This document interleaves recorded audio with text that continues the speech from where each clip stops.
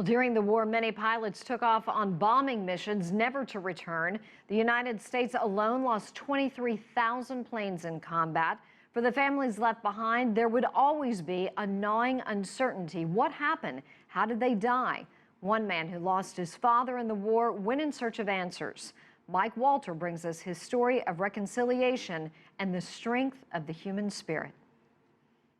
This is the picture of a happy family. It's also a picture before the start of the Second World War. The little boy seen here is now a man. He shared the same name as his father, but little else. His dad went off to war and never came back. Yeah, you always wonder what it would be like to have a father growing up.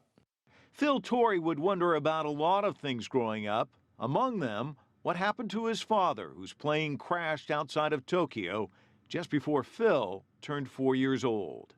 Because a lot of people who lost fathers in World War II don't know what ever happened to them. Primarily pilots who crashed in Europe or in the Navy crashed at sea, and their remains weren't found. And in many cases, the only way they knew that they were killed was they just didn't come back.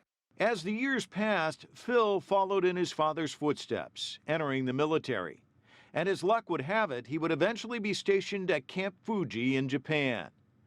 That's where a man in his 80s, known only as Mr. Toshira, changed his life. He was a funny little guy, kind of gruff and tough, kind of a little guy. But he was a very powerful person in their government, unbeknownst to me. And he was kind of a character. I mentioned, my father was killed right outside Tokyo.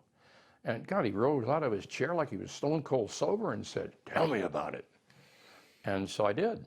What Phil Torrey never could have imagined was that Toshira wasn't just listening to his story, he had a plan.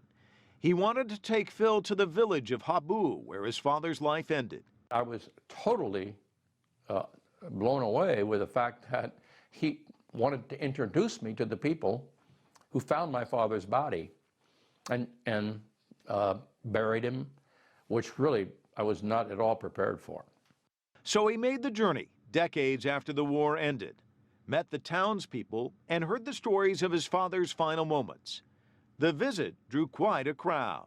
I couldn't see when walked into this building and all a gazillion flash bulbs went off. And I said, holy smokes, the place was packed. I expected 4 or 5 people. I didn't invite any press. I didn't want any press. And he invited them from all over the world, except for the American press. And Phil got the answers he was looking for, and peace of mind. His body was taken care of. They revered him as a warrior, not as the enemy. Phil was grateful to the people of Habu. I thought that they had put a lot of effort into making me feel comfortable. And then we sang Amazing Grace, and that finished me off. I was okay until that point. So today, when I hear Amazing Grace, it has a completely different meaning for me than it does for the rest of the audience. Amazing Grace capped off an amazing day and journey, a journey that Phil Torrey will never forget. Mike Walter, CCTV.